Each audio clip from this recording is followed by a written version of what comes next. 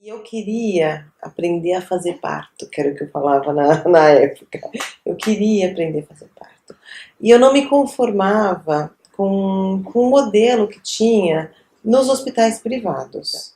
Eu lembro de eu na faculdade, na disciplina de obstetrícia, assistindo a professora cuidando de uma mulher parindo, na posição ginecológica, com todas as coisas que a gente conhece. E eu falava assim, não, mas eu acho que parir é normal, mas eu não quero isso pra mim. Eu quero parir, mas eu não quero dessa maneira. Então, alunos num canto, a professora ali, uma professora super conceituada, que eu gostava dela, sabe? E, e a mulher ali na posição ginecológica. E eu pensando naquela mulher, me colocando no lugar daquela mulher. Eu ainda lembro dessa situação. Então, isso pra mim foi uma coisa muito marcante. E aí, quando eu fui para o Hospital São Paulo, que eu acabei trabalhando no Hospital São Paulo, eu ficava do lado das mulheres.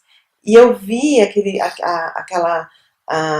o jeito de se tratar as mulheres de uma maneira muito ruim. Mas eu saí de lá porque queria aprender a fazer assistência ao parto. Eu queria aprender a fazer assistência ao parto normal de uma maneira legal.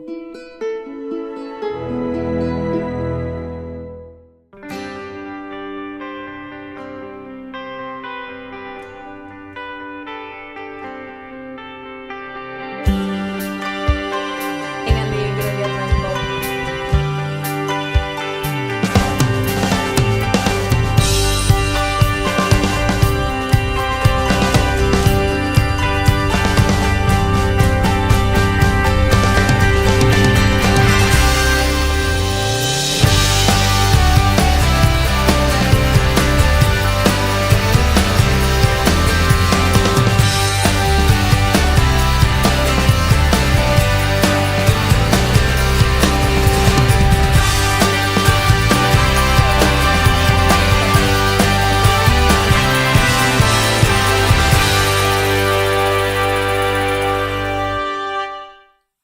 Eu acabei indo para um hospital privado, que eu fiquei 3 meses lá, fiquei doente os 3 meses, e daí eu falei, não, isso não é para mim.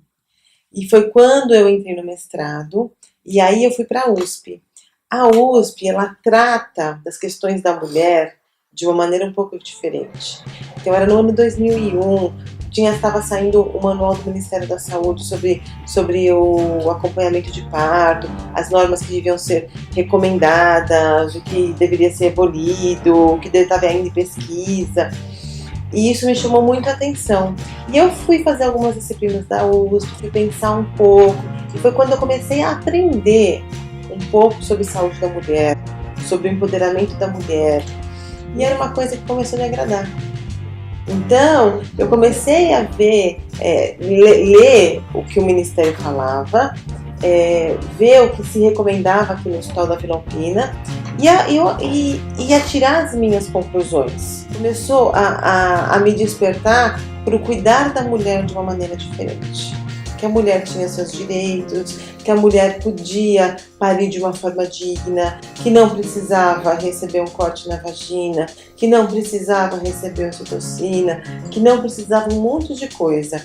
O parto é da parteira, né? O parto é da gente que acaba tendo mais paciência para acompanhar. Não tem, porque essa acaba sendo a nossa função, o acompanhar do trabalho de parto.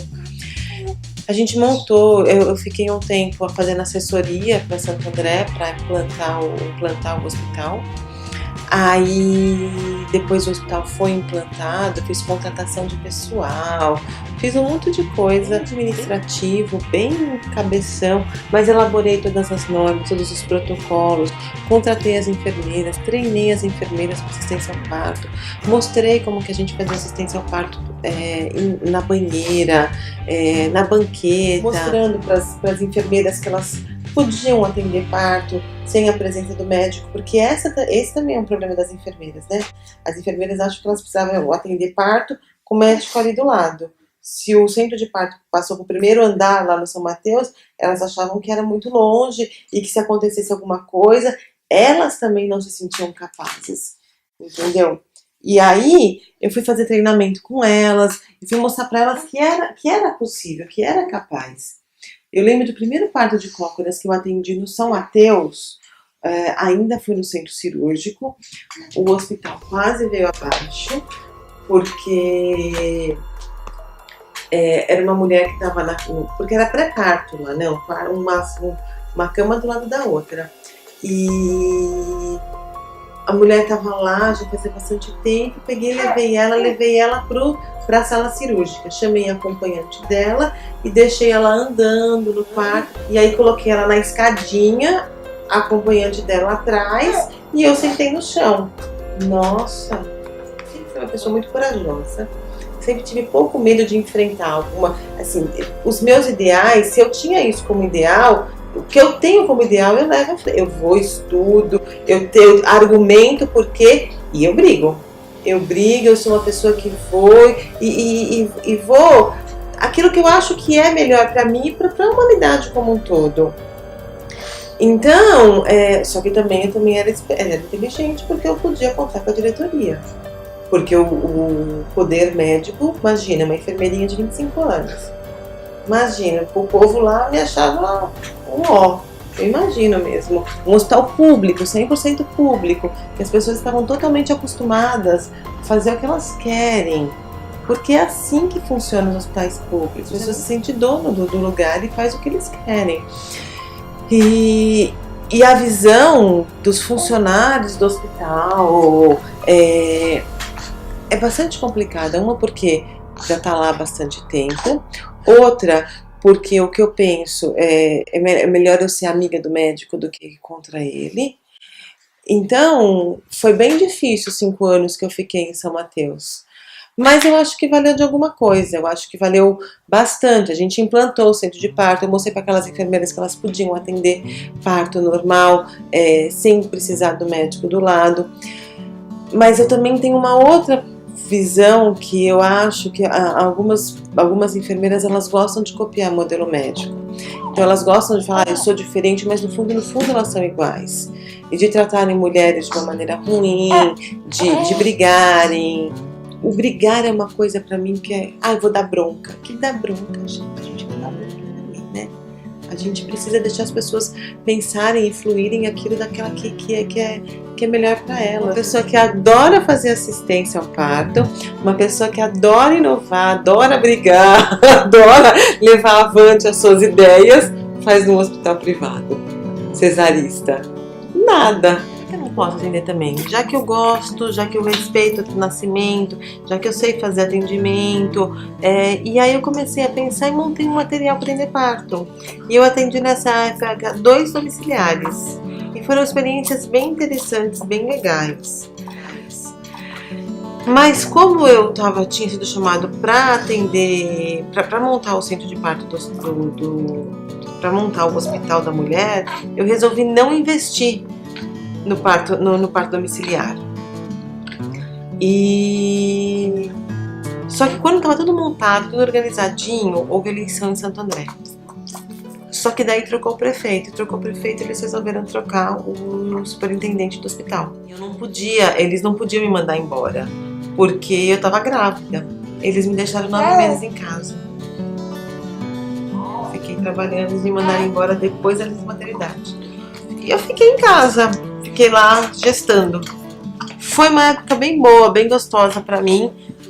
Aí o Gabriel nasceu de cesariana, porque ele estava transverso.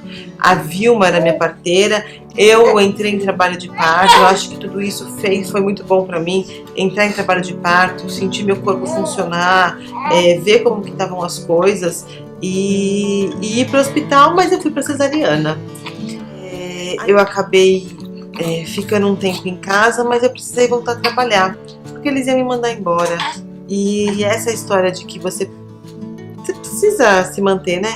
A gente tem essa necessidade e eu precisava me manter. Eu recebi uma proposta para trabalhar num pré-natal em Guarulhos. O momento de voltar a trabalhar, o Gabriel com 3 meses foi muito pesado para mim, isso me deixou bastante abalada. Foi muito tenso. E uma coisa que eu percebi depois, que o Fábio teve depressão pós-parto, porque ele morria de medo que alguma coisa acontecesse comigo, com o Gabriel. E ele aos poucos foi deixando de trabalhar. Ele aos poucos foi ficando em casa. Ele é dentista, tem consultório, e aos poucos ele foi ficando cada vez mais em casa, cada vez mais em casa. E eu ia fazer o quê? Trabalhar. Mas eu só me liguei que ele teve depressão pós-parto 2 anos depois. Eu fui estudar mais ainda as questões da mulher, do feminino, do feminismo, do individualismo. E aí eu fui entender eu fui fazer constelação familiar, eu fui fazer terapia, e aí eu fui entender que o Fábio teve depressão pós-parto. E ele demorou um tempo para sair da depressão. Não sei precisar quanto, mas aí ele conseguiu sair do buraco que ele tinha, porque é difícil, né? Difícil pra mulher, ainda mais difícil pro homem que não pode ter nada, né? Quando o Gabriel tinha 1 ano, eu falei, acho que vou fazer doutorado, porque eu sempre gostei muito de estudar, de ler a respeito, e depois da minha cesárea, eu não conseguia atender parto, foi difícil a minha retomada para atender parto. Porque a sensação que eu tinha era que tudo acabava em cesárea. Tudo ia acabar em cesárea. Eu conversei muito com a Vilma. A pediatra do Gabriel foi bastante importante para mim. A Selma, ela falou para mim um dia assim, você já chorou a sua cesárea? O dia que ela falou isso para mim, você já chorou? Porque eu achava que eu não podia chorar a minha cesárea. Eu achava que eu tinha que ser forte, porque afinal de contas eu tinha um filho saudável. Eu tinha um filho bem bom, tava tudo bem, tava tudo ótimo. Então eu não podia chorar, né? Por isso que eu acho que o pós-parto do Gabriel foi mais pesado. A cesariana, ou voltar a trabalhar, ou tudo. Então eu queria voltar a atender parto. Mesmo estando na CEISA, mesmo começando o doutorado, aí eu falei que eu estava disponível para atender parto. Começou a surgir vários partos para eu atender. E eu comecei a fazer pré-natal na casa das mulheres, depois as mulheres começaram a fazer pré-natal na minha casa. E eu sempre gostei muito desse movimento do parto, o movimento da mulher, o movimento da mulher entender daquilo que o seu corpo permite, daquilo que é possível, daquilo que é permitido. Porque a gente tem uma sociedade muito machista e que medicalizou o parto da mulher, né? Que fez muita coisa que eu não concordo. Porque essa é uma coisa da comadre, né? O ser familiar, o ser acolhedor, que é o que a gente é, de mulheres cuidando de mulheres mesmo. E o que foi engraçado também, que eu achei bem legal quando a gente veio pra cá, a gente juntou algumas mulheres que pariram com a gente. E hoje em dia a gente é mulheres que se ajudam e que estavam umas nos partos das outras. Então isso foi uma coisa que foi bem legal. Eu queria ser uma enfermeira que fizesse alguma coisa diferente, que causasse uma mobilização na sociedade de uma maneira diferente. Então a comadre veio de encontro a um propósito que eu tive desde quando eu me formei. E hoje eu vejo o quão as coisas estão crescendo e quanto que eu pude agregar de mulheres. Então, as enfermeiras que trabalham comigo, que foram aparecendo, e não só do parto, do aleitamento materno, do cuidado no pós-parto, da vida como um todo. Então, são mulheres que têm os seus valores e que a gente consegue fazer trocas, entendeu? Acho que é muito legal isso. Aí, ano passado, eu engravidei do Lucas. Muito mais madura, vivenciei muitos partos, porque cada vez que você vai para um parto, você revivencia a sua vida, né? Então você é reflexo, muitas coisas, alguns não são, mas outros são. Então, e você tem que saber acompanhar emocionalmente cada parto, porque você tem que entender que você não é aquela pessoa que está no parto, você está no suporte. Então atender parto, atender mulheres me ajudou a olhar para cada mulher de uma maneira diferente. E isso faz uma grande diferença. Eu consigo ler as situações, eu consigo perceber algumas coisas no parto, mas isso também depende de quanto que a mulher está próxima ou não de você. E isso é muito legal. Isso as mulheres, elas descobrem uma força que elas não imaginam que tem. É incrível. É incrível.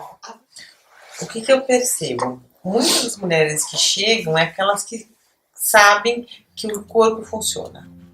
que não concordam com a cirurgia para tirar do bebê, que não concordam com a fala única do médico, ou que se sentiram frustradas ou maltratadas em partos anteriores, cesáreas anteriores que não concordaram, partos normais anteriores que se sentiram desrespeitadas, ou aquelas meninas que estão engravidando agora que não acham normal essa taxa de cesárea, mas que se conseguiu ter uma percepção, porque precisa ter essa percepção, conseguiu ter essa percepção de que o que está acontecendo não pode ser normal, porque tem gente que não tem essa percepção, sabe? Muitas das mulheres que chegam pra gente, elas acabam não compartilhando com as famílias que elas estão optando por um parto normal ou por um parto domiciliar.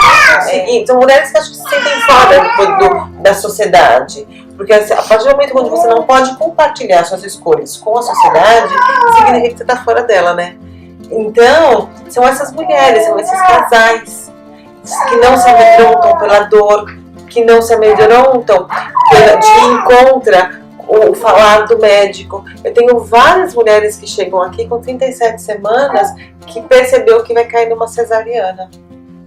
Entendeu? Que não concorda com isso, que está sendo enganada, que ela quer uma assistência realmente real.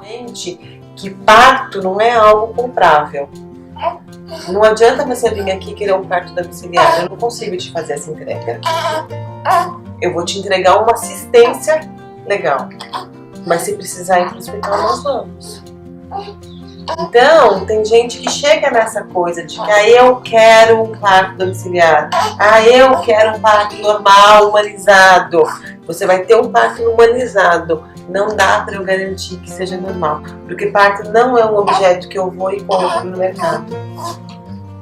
Entendeu? Eu compro, o que eu estou comprando, o que eu estou querendo ali é uma assistência humanizada, respeitosa, onde a gente consegue discutir, porque isso é uma das coisas que a gente mais faz aqui, discutir a assistência. Então eu não vou fazer nada com a mulher que ela não queira e que ela não esteja ciente. Elas estudam a assistência ao parto. Elas conseguem discutir com tudo comigo. Então, a gente não pode tratar essas mulheres como seres não pensantes. Então, as mulheres que chegam aqui são as mulheres que estudam, que buscam informação e que não estão na onda de assim, vai conforme for. Não vai conforme for. Então, essa história do tempo, ela é muito engraçada, né? Mas também que eu vejo que é um papel nosso, que a gente trouxe para nossa vida. E uma coisa muito, muito certa para mim, muito séria para mim mesmo, é que eu não consigo garantir nada. A garantia não tá na gente. A garantia não tá no... Eu não consigo garantir. E o quanto que a gente assume as nossas escolhas. Então eu acho que essa questão do parto humanizado traz a reflexão e a gente busca levar essa reflexão para os casais o quanto que eu assumo a responsabilidade pelas minhas escolhas. Entendeu? Não existe essa coisa de culpa, existe a coisa de escolhas, que a culpa é da sociedade. A sociedade que impõe uma regra geral para tudo e que tem que ser desse jeito que todo mundo acha que é normal. A cidade é louca. Falando de cidade, falando do tempo, falando do chegar para um lugar, chegar para outro, do hora marcada, tudo. Isso é louco. Mas é o que a gente tem. E o que a gente precisa trazer para as pessoas é a consciência. O tentar se conectar com o bebê, com o universo, para poder ter as melhores escolhas. A gente escolhe aquilo que parece ser adequado pra gente. Ter uma equipe bem treinada é tudo. Agora, o que não cabe é você marcar uma cesárea por um cansaço da mulher. E se ela tá cansada de estar grávida, ela vai estar cansada do filho. Porque a gestação para. A gestação acaba. O filho é eterno. Certo? Então, se ela cansou com 38 semanas, ela vai cansar com 8 meses, com 9 meses do bebê, com 1 ano. Em algum momento ela vai cansar da criança. E é aí que a gente pode até levar isso pro desgaste do pós-parto. As pessoas não entenderem que tudo tem um tempo. Olhar para esse cansaço e entender os seus processos. Porque eu acho que o que falta muito na sociedade é entender os seus processos. Então você passa pro outro. Porque o outro é culpado, porque o outro é isso, porque o outro é aquilo.